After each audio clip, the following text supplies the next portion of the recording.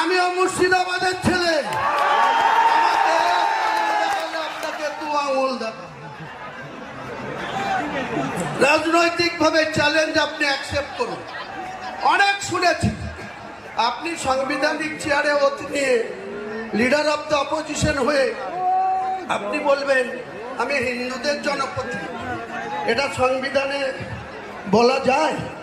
আমি হুমায়ুন কবির, ভোট যারাই দিক, আমি ভোট পেয়ে নির্বাচিত সার্টিফিকেট পেয়েছি। মুর্শিদাবাদ সহ বাংলার 11.5 কোটি মানুষের 294 জন এমএলএ, তারা 11.5 কোটি মানুষের জনপ্রতিনিধি।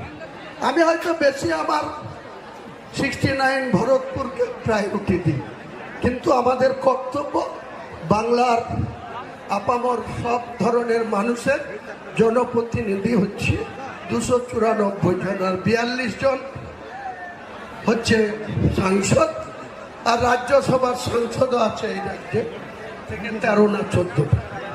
তাহলে আপনারা শুধু মানুষের সঙ্গে মিথ্যাচার করবেন।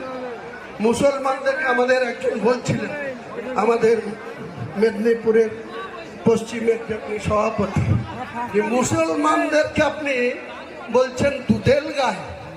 কি দিয়েছেন মুসলমানদের আপনি?